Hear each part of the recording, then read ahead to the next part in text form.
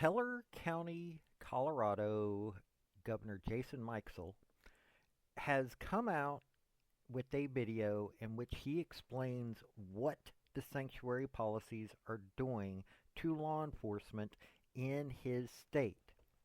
Now, just to give you a quick look at, or a quick bit of information about this, this is a gentleman who is running for governor. He is one of 10 members of the Republican Party that are running for governor in the state of Colorado. But doesn't mean that you shouldn't listen to him. He regularly partners with El Paso County Sheriff Joe Roybal on efforts to make it easier for local law enforcement to work with federal officials when it comes to immigration enforcement. He also fought a long-running legal battle with the ACLU over his policy of holding people in his jail past their release time if ICE requested it. This is the man that is dealing with these illegal immigrants. His county, though rural, is very close to Colorado Springs, where so many bad things have happened recently. So let's let you hear what he has to say, and then I'll get back to you.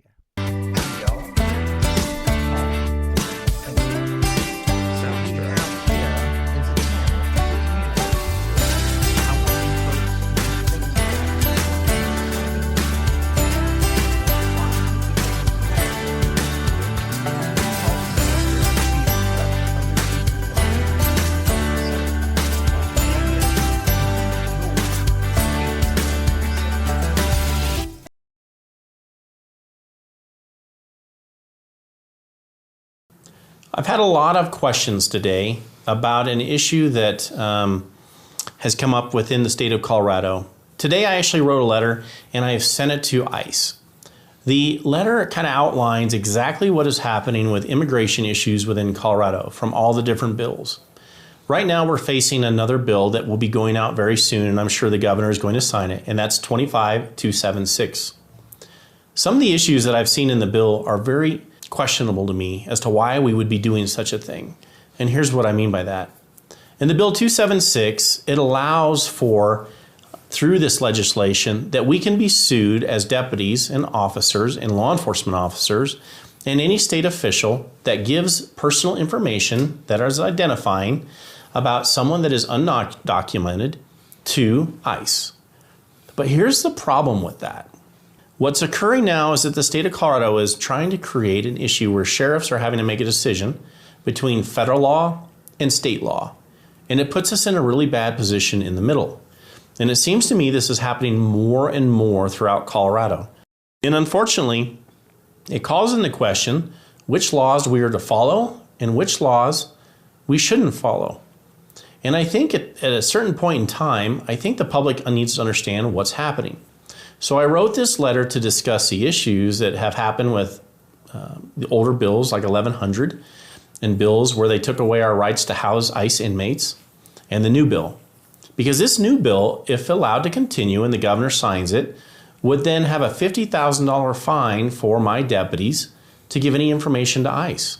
The first time in history we're not able to work with one targeted law enforcement organization that deals with criminals. And unfortunately, in the state of Colorado, no one is listening to the fact that we keep telling them that we're not dealing with just undocumented folks. We are dealing with criminals, cartels, organized crime. And there's only one way to deal with those folks, and that's through ICE. We've given the data more times than I can remember at this point.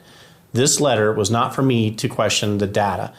It's to really send this to ICE to let them show the data, because I think at some point, my hope is that they will use my letter, but it's a cry an appeal to the U.S. government to deal with some of our immigration issues, because at this point, nobody's listening to us at a state level. The DEA and ATF and FBI all have pieces and parts to that type of enforcement. But the main enforcement body that deals with people coming over the borders illegally and bringing drugs into your neighborhoods and all those different aspects is really ICE. But now here's the other problem. Each of those organizations have their own silos that they work in for different information. But now the United States government has seen fit to make all agents, FBI, DEA, ATF, HSI, or Homeland Security, de facto ICE agents, which means the law now covers all of those agencies if we give them information that has something to do with immigration issues. Now, what they'll tell you in this law is that, well, we're not trying to stop enforcement if it is done for criminal issues. But who gets to decide whether it's a criminal issue or if it's a civil issue? Well, that's going to be dealt with by an attorney firm who's going to decide, like the ACLU. But really for law enforcement, what happens when they deem that this is actually a civil case instead of a criminal case? Because we don't get to deem that. It puts us all in a very big issue for dealing with criminal and civil litigation issues. So those civil litigation issues would then have us pay a $50,000 fine once the lawsuit is concluded to a fund that's been set up by Jared Polis and many of the Democratic legislature to fund an organization such as the ACLU to file suit against us again. It makes no sense to me why we would force deputies to have to pay that when they make just over the $50,000 fee that they may have to pay. Does it make sense to you? So that's why I sent this letter today. I'm sick of people telling us how to enforce the laws of the state of Colorado and federal immigration issues for criminals. I think that needs to be done in law enforcement, not by state legislatures that have no idea what they're creating. And what they are creating is a sanctuary state where criminals can abound. They create more victims in the state of Colorado, and they create very much higher taxes by doing those crimes. And now you and I have to pay for those issues. They have to be prosecuted. They have to be housed within our prisons. Right now, Department of Corrections, Department of Probations, and Parole are not giving that information of who's here illegally that have committed crimes to ICE. So when they're released from those facilities, they go right back in your communities, no matter what the crime they've committed. That umbrella, that safety net that they have, that the legislator has given them, have been given to murderers, thieves, attempted murderers, rapists, child sex assault folks, and people who run sexual slavery. Is this the Colorado we want?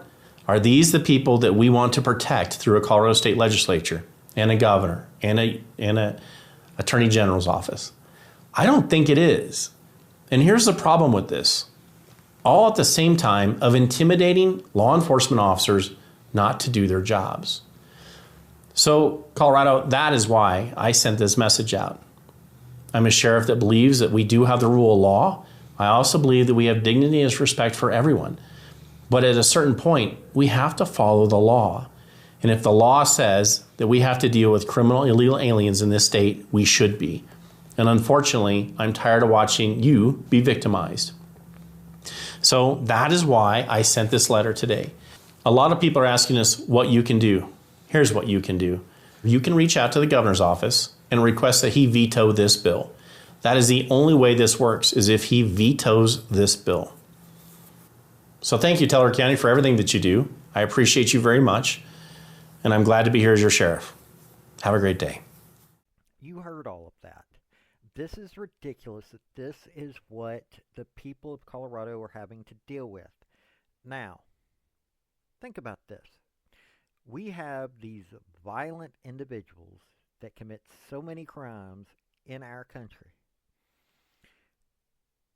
This is needing to be fixed. You do not need these people constantly being there and creating victims in our country. Now, you can say whatever, but the amount of crimes that they commit is high. I mean, you're talking about them just being here is a crime. Oh, but it's an administrative action. No, it's a crime. The process of removing them is an administrative action. Identity theft. I'm going to keep harping. I go through these videos and I keep harping on all these, and I've never had my identity stolen, but this is what happens to many people. I have heard people who've had their identity stolen. It's ridiculous. Then you take a look at the violent crimes that he talks about. These women and children that become victims of these criminals. Yes, we need to talk about this. I am glad that Jason Mikesell has spoken about this. And I don't know who else is running in the state of Colorado, but I'm already wondering if it would not be a good thing for the state if he wasn't one of the ones that should be highly considered. This has been Paul, the Redneck Thinker. Y'all have a good day now. Bye. So, folks, that's the story that I wanted to bring you on this video. And I just wanted to say thank you again for coming by. Hit like, subscribe, comment, all that fun